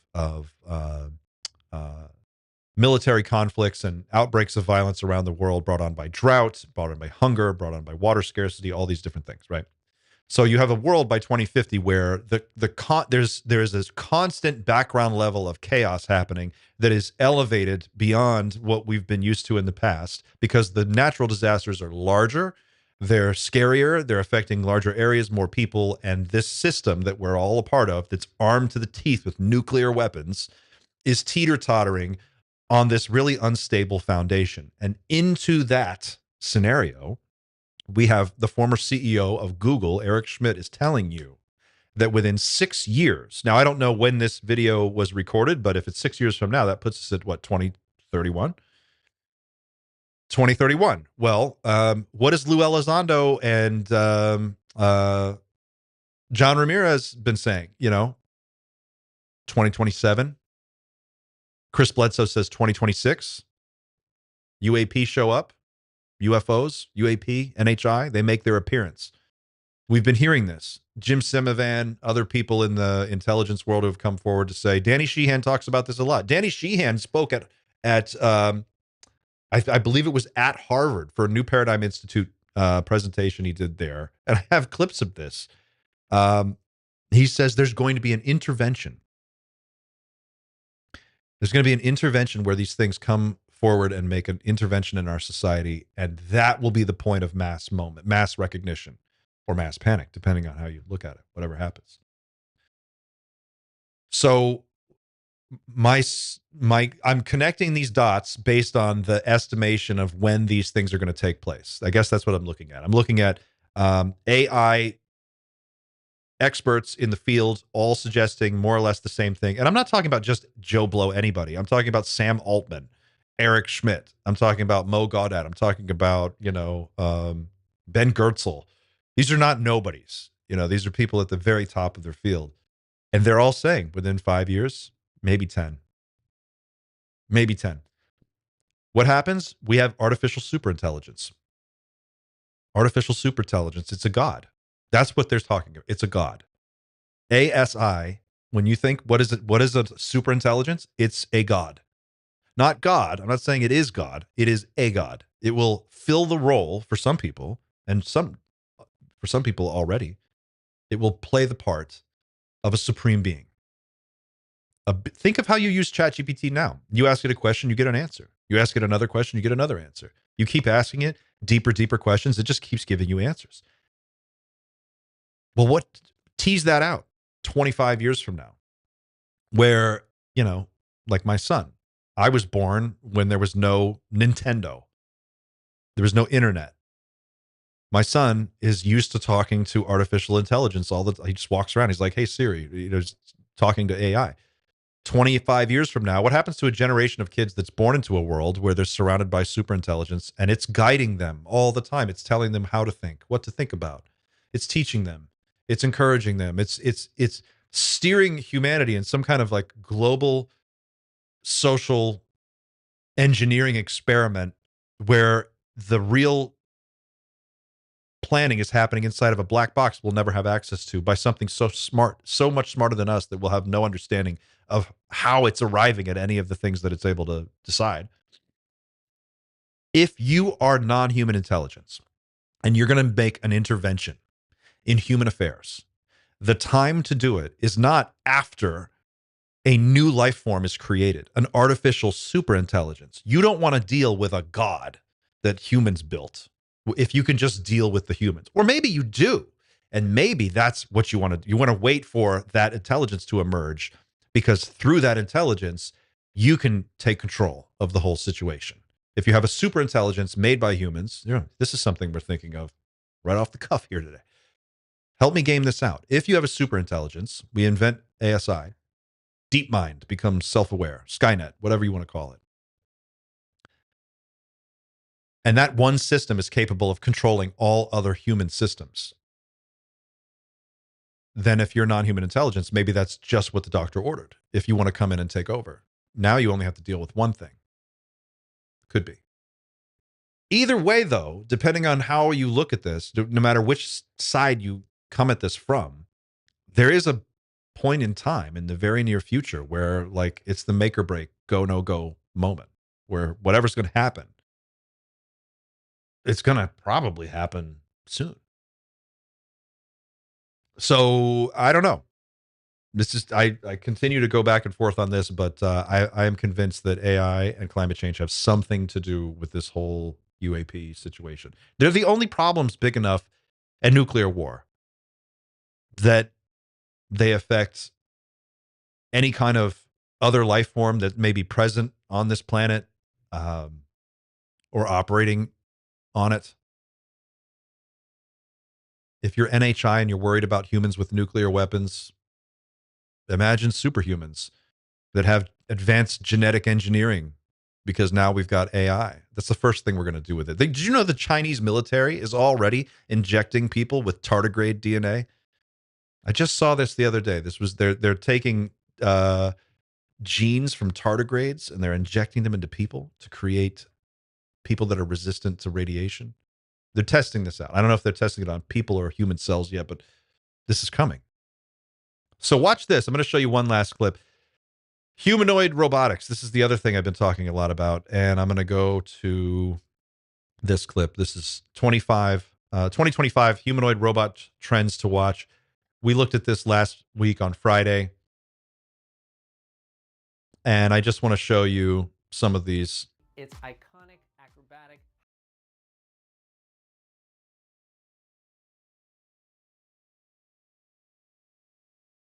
The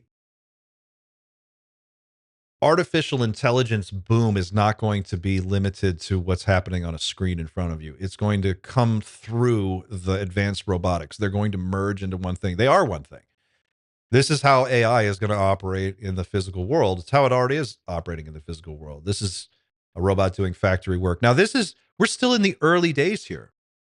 But look, they've gone from Asimo, like Honda's Asimo robot back in 2005, was barely able to walk across the stage. I mean, it was slow as hell. It couldn't do anything. It was just really clunky.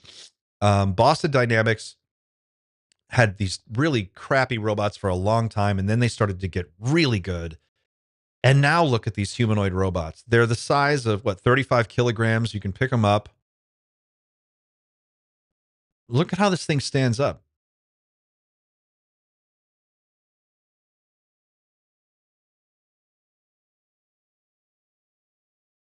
So plug these into a artificial superintelligence. Wait till there's a billion of these robots running around, or these androids. Here's the Tesla Optimus. And you have to remember, these are not separate things. These are the same thing. This is all happening at the same time. This improvement is happening in every 6 months. Artificial intelligence is doubling in power and ability. Doubling every 6 months. That's it. Like, we're on a straight up line now. Within 5 years, things are going to be so much different than they are today. It's going to be crazy. So what does NHI do? Do they wait until we really cut loose and start doing some amazing stuff to make contact with us? Are they going to do it now? Are they going to do it later? They've got these, now they can be taught verbally. You can give them verbal commands. They just look at the scene. They figure it out.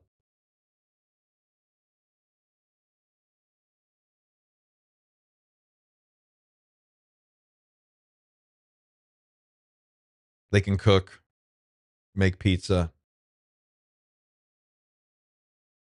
operate camera equipment.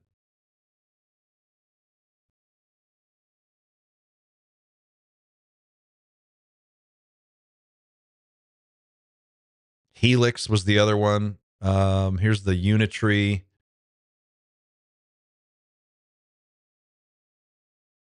Somebody pointed out that the Unitree robot was dancing, and it was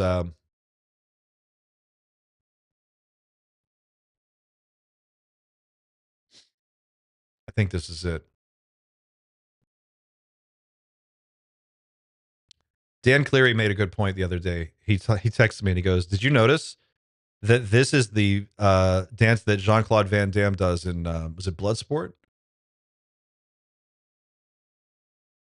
This is Van Damme. Go watch that clip. Put in JCVD dance. You'll see it's the same one. All right, enough of that.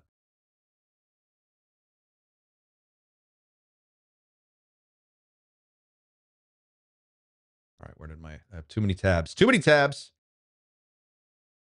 I'm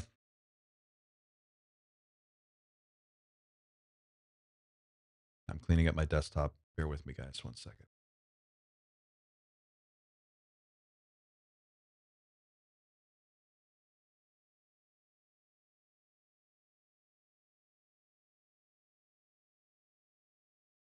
Here we go. Okay. Cosmic Serpent says, this is a lot worse than Terminator. It totally is worse than Terminator. Go watch Terminator. I watched it. I watched Terminator 2 the other night.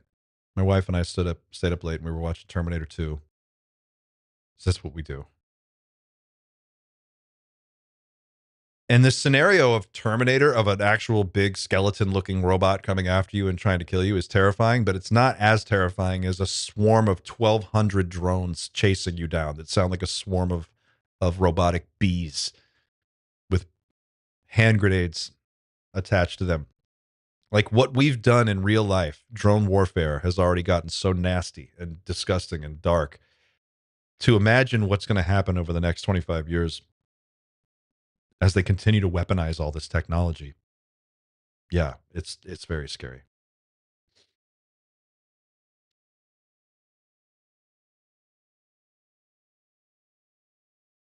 Sarah B. Cat says, an audience of robots clapping in sync. Cue Philip K. Dick.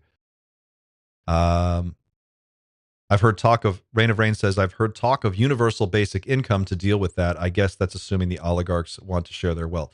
My problem with universal basic income, and I agree with you, I think that's going to be on the table soon, but I suspect this is how they're going to roll it out. If there is a universal basic income, for those of you who aren't following this conversation, there's this concept called UBI, universal basic income. The idea is that robots are going to be so good within a few years, maybe not today, but 5-10 years from now, they will be, clearly, you can see the trend. They're going to be good enough to do most jobs. Certainly any job you can do at a fast food restaurant or at a regular, I don't know, like Chili's, or think of the American retail landscape, working in retail stores, ringing people up, walking around, all these things. When the technology gets to the point that it's cheaper to hire or to buy a robot to do that job than it is to hire a person to do that job, you're going to see really quickly across the board, people are just going to stop having work. Not everybody, not right away, but over time, there's going to be a transition away from hiring humans because you can pay for a robot that'll work 365 days a year with no time off. It'll work 24 hours a day. It'll never complain. It doesn't need any, it doesn't need any medical benefits. It doesn't need any HR department. Like just the efficiency is going to be the catalyst for this huge change. And so when that happens, the idea is that people will have no income and capitalism, our consumer society, will grind to a halt because there will be no purchasing power left for people to go out and buy goods and services. So in order for the economy to continue turning over the way that it is now, we have to provide some kind of purchasing power for people who will inevitably become unemployed. And UBI is that concept, universal basic income. Where it has been tested, it seems to work really well. The data, there have been many studies on this all the way back to the 1970s. They've been doing studies on this where they would literally just give people money. You would just put it in your checking account and you would get free money every month. And what they found, at least in my research, and maybe if there's something I'm missing here, let me know. But largely what they found, in fact, overwhelmingly what they found, is that people used that money to take care of immediate needs. So like food for their kids, medical appointments, things that they'd been putting off that they needed to do, getting your teeth cleaned, getting your, fixing something with your house, or, just basic things that you got to do to live. And that by giving that money to people without them having to do anything and just giving them a foundation to know that every month there's going to be a floor there, you're going to have at least, I don't know, call it $2,000 a month, something. That took the pressure off, and the people participating in these studies had lower incidences of stress-related illness, lower incidences of disease. They were healthier all around. They were mentally healthier. They were psychologically better, physically healthier, all these things. So it looks like it's workable. It looks like it works. It looks like it would be a really straightforward way to keep things going. But I don't think you get to UBI without strings attached. And I think any UBI that is rolled out is going to come out in the form of a blockchain currency, cryptocurrency, probably a new form of cryptocurrency that's going to be controlled by the federal government, and it will be distributed with strings attached.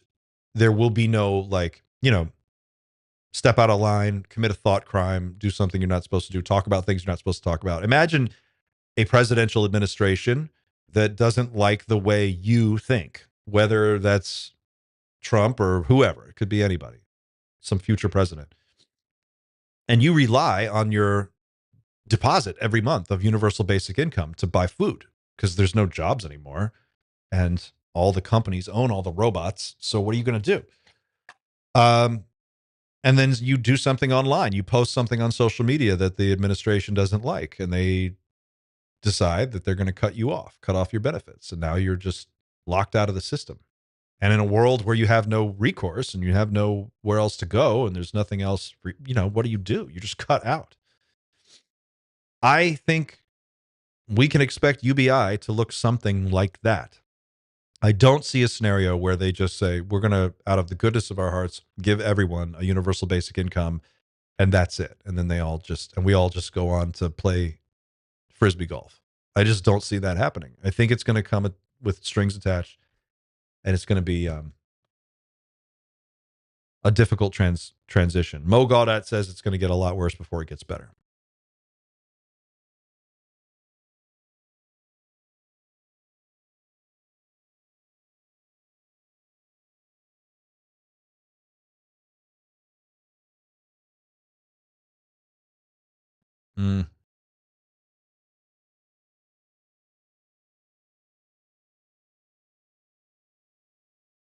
It's funny. The robot thing is funny until it's not. You know what I mean? It's like, it's funny. It's funny, like uncomfortable funny. It's cute to look at these little, they look like little Star Wars droids. They're kind of like, cute and fuzzy, but you got to remember that individually, they can look like anything. It doesn't matter. It's the collective, it's the power that comes when you can vertically integrate your entire corporate structure. So you have like 3 guys at the top, and then everything else from top down is automated, and you don't need people to do any work anymore. You just don't need them. So the leverage of the working class as voters, as participants, as citizens in a society where they are taken seriously, and you are participating in this larger conversation about resource allocation and what happens to our kids and where all these things, how organizations and corporations are regulated, industries. We're not going to have that. All that power goes away. And when it goes away, it's kind of irrelevant. Like what happens to us, like regular people, to the ruling elite, they will have won, I think. Right? Like if you game this out, at the end, it'll be the people who own the factories that produce the automation, the robots, the data centers that process all the AI stuff. That's going to be who's in charge. And money will mean less. Money is just going to be the way that poor people buy food or get food, right? Or whatever. I mean, we may have like a bifurcated economy or something like that, where for a period of time there's just like different pieces of the economy working in different ways, and some of it's underground and some of it, I don't know. It's very weird. Cole Watkins says the future sounds pretty grim. Do they have sandwiches there? Sandwich artists. Would you let a robot make your sandwich? I would. Okay. I've got to wrap it up here, but I want to do some quick channel updates before I do. We're running out of time. I want to say a huge shout out to our membership guys. If you've stuck with me this long, I'm going to hit you with some channel promo stuff. This is a members only chat. We did members only Monday for a while. We're moving to members only Wednesdays now. I'm going to continue to work on this Wednesday show and give it a little bit of its own flair. But the real point of this is to deliver something for members of the channel who support the channel. I have said it before, and I'll say it again. It is an extremely heavy lift to do this. I know it doesn't seem like it. I mean, it seems like it's a fun thing to sit down and talk about UFOs a couple of times a week and make videos about it. But you have to remember that's not happening in a vacuum. You've got to watch all this stuff. You've got to read all these books. You've got to take the time to be absorbed in it. You've got to be in it all the time. When my family life is not in my immediate, world, this is what I'm working on. So it's a lot of work. It's a grind creating content. There is no safety net. If you stop making videos, if you stop doing these things, there's no income. That's not good. So you're on a hamster wheel, and we are all trying to do this. Me, Pavel, Patrick, everybody. We're trying to get to a point where it's sustainable and can continue on and replace other things that we could be doing to generate income. So membership matters. You guys being members and just supporting the channel, even if it's $2, $3 a month or $4 or $5 a month, that makes a difference. The way that it makes a difference, it creates a floor. It gives me a stable foundation. It's knowing that whether or not the view counts this month are high or low or whatever, I have the freedom to talk about whatever I want to talk about on the channel, because there is a base of support there to make sure that the lights stay on. I have like half a dozen subscriptions I have to maintain just to do all this stuff. So this is my long way of saying thank you for being members. If you have joined as a member, if you have thought about it, or if you want to support the channel, you can become a member. You don't have to. We do regular stuff for non-members. On Fridays, we have our Friday live stream. It's open to everybody.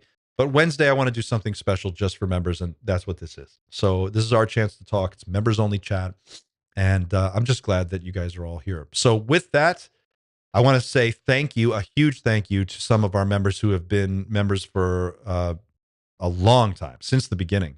Anthony Haley, thank you.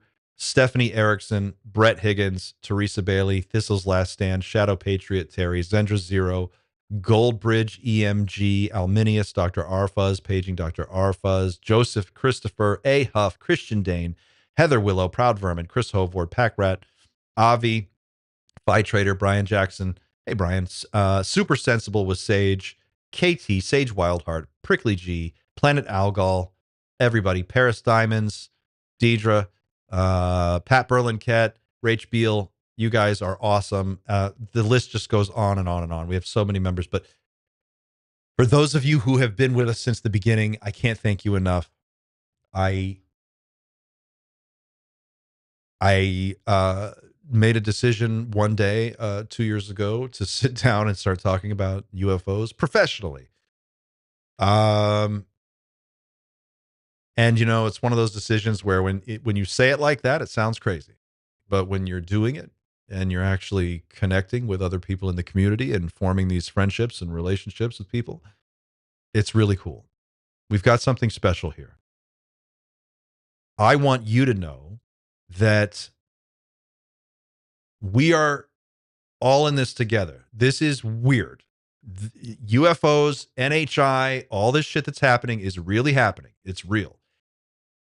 Even if you talk to your friends and family and coworkers and they're like not into it and they're not buying it, they just don't have the time, they don't have the bandwidth, that's fine. I get it. But this is all real. This is really happening. It's good that we're talking about it. It's important that we're talking about it. It's important that you talk about it to other people, because this is something that is going to affect us. It's already affecting us. We need to destigmatize this subject. The way that we help push things forward is to continue discussing it openly, to talk to your friends and family about it, bring it up wherever it's appropriate. You don't want to be super annoying about it. Don't be the weirdo UFO person in your group, but you know, don't get kicked out of Applebee's and banned from Chili's. If you go there on karaoke night and you take over the mic, don't give a lecture on UAPs. At least wait until people have had a couple of rounds and then start the UAP TED Talk. So we're working on some things that are coming online in the next few months. I am working on how do I say this? I'm working on a meat space real world event. This is something that I can't tell you about just yet, but it's something that I'm putting together in the early stages now. We're doing feasibility studies on a real world face-to-face hangout or event of some kind. So I'm looking at a few different options for how that might play out. It's something I've wanted to do for a long time. I don't expect that it will be a huge event to start with, but if we can get 5 or 10 people together and do something fun, I think it'll be worth it. That's coming. We have some new merch that is on the way. I've built the store out with the new stuff in it. I just haven't switched it on yet. So I have to finish polishing up a few details. New merch is going to be coming. What else? We've got some new guests that are in the works coming up for the next few weeks, but nothing I can talk about yet. Unless, wait, I think I can talk about Reed Summers. Reed is scheduled for the end of next month. So I've got Reed Summers is going to be with us on the 30th of June. And no, I'm sorry. Is it June? No, May. Here we are. Where are you, Reed? We just confirmed this. I'll announce it. Reed Summers is going to be joining us. We're going to be talking about the threat. We're going to be talking about what the UAP are actually up to, what the NHI are up to, how we can figure that out, how we can respond to it, why it's important to talk about that. That's coming up soon. We've got some other stuff. I'm trying to get Hakeem from the Psy Games on. We've been going back and forth on some scheduling, trying to suss that out. I think we're going to lock down a date soon, and I hope to have Hakeem on to talk to us about the Psy Games. We've got some remote viewing challenges coming up. Xander's working on a secret project that I'm sure he'll talk about more when he's ready, but he's got a top secret thing he's working on. I'm kind of, I'm talking to him about it, and I'm trying to help out any way I can, but this is a Xander thing. It's going to be a lot of fun. Super cool. I can't wait for you to dig into it. And what else? That's it for now. We're doing some stuff with the newsletter mailing list. I'm starting to send out emails now. So if you're not on our mailing list, you can go to teamnightshift.com. You can click join the night shift. You can fill out a little form. You'll get on our mailing list. And whenever there's something to announce, you'll get an announcement there. You can also click on the Discord link. You can go to our Discord, join us there, be a part of the conversation in Discord. We have an awesome, super cool, vibrant Discord community. Everybody there is really, really cool. We've got all kinds of activities, all kinds of different things happening in the remote viewing space right now. So we're looking at that, how to expand that, how to get you guys involved more. Go there, be a part of that. And if you're not already a subscriber, subscribe. Doesn't cost anything, only takes a second. And it really helps. Let's do one last stroll through the chat. Rain of Rain, so curious about the Psy Games. I think it's going to be super cool. If I can get Hakeem to explain it to me, then I might even try to go. We've talked about that. That's another plan we've kicked around, is like, let's go to the Psy Games and see. This is the first one. So maybe we'll take a night shift street team out there. Cosmic Serpent, thank you for the super chat. Wow. You're awesome. Thank you so much. Psionic Man, thank you for your super chat. That is awesome. Peace. It is a good community. Happy to be here. Sorry about the music in DC. Cosmic Serpent, thank you for your effort. You put in amazing work. Thank you. Obi-Wan Shinobi gifted 5 night shift memberships. Thank you, Obi-Wan. Yujin, thank you. We love you, Clint. Thank you for your super chat. You're awesome. Thanks to everybody who became members during the stream today. This is great. Wow, guys. I don't know what to say. Okay. It's 4 minutes to 2. I'm going to go ahead and wrap it there. I'm going to try to get these down to 90 minutes. Sometimes I get a little long-winded and I go off on a tangent, and they're about 2 hours. And every time I go over an hour, my dad calls me and he's like, hey, too long. 15 minutes. Stick to 15 minutes. And that's the sweet spot. So I'm trying to shrink it down, get it into a little more of a manageable package, but we're working on it. Okay, everybody, I'm going to wrap it there. Thank you for watching. I will see you again on Friday. Come back Friday. Join us then. We'll talk about the rest of the Jesse Michaels Malmgren interview. It'll be me. It'll be Xander. It'll be, I think, maybe Dan Cleary is going to join us. I don't know, Dan, if you're watching. Hopefully you can be there. And I'm talking to Darcy Weir. We're going to try to get Darcy on the show. He's great. We did an interview with Darcy. Please go check that one out. Awesome breath of fresh air, that guy. And go to Secro Activo. Check out Pavel's channel. Subscribe. Oh, this is one last thing I wanted to show. On the website, we've got a new link. And it's just friends of the show. And you can see it here. friends of the show, Psychoactivo, Area 52, Outcome Counseling, which is our friend Eric Schlimmer's counseling business, where he talks to people who are experiencers, UFO, UAP experiencers, contact experiencers. He has a unique set of skills in this area and offers counseling to people who want to talk about their experience. So if you click on Outcome Counseling or any of these links, it'll take you to their website. But this is Eric's website, and he's got tons of information on here about the UAP timeline, what's going on, and why you should talk about your experiences. So reach out to him. Project Gravatar. Project Gravatar. Guys, I have a package from the Gravatar team. And if you're still with me, it's 159. We're going to open that package. Hold on a second. I have to go across the room.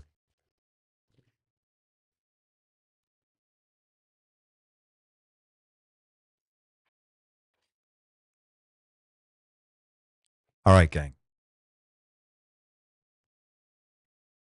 So the other day, I got this in the mail, and it says,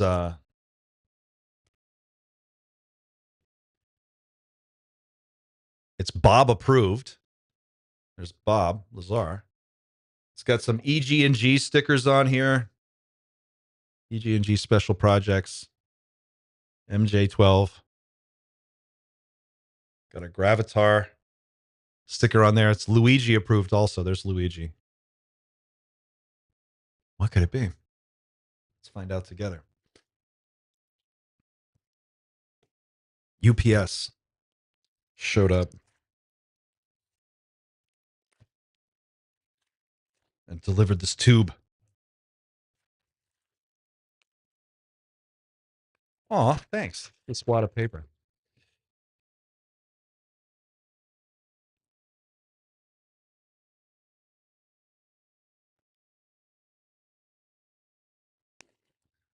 Nice. Summer 2025. Project Gravatar. So it's the poster.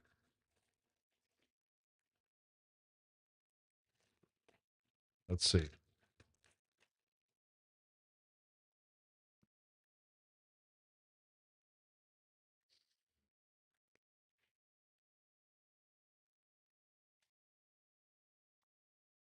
Oh.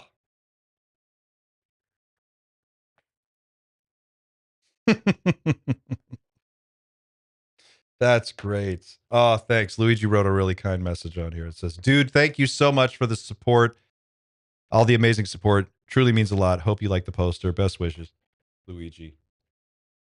Oh, thanks, man. This is great. The Bob Lazar story.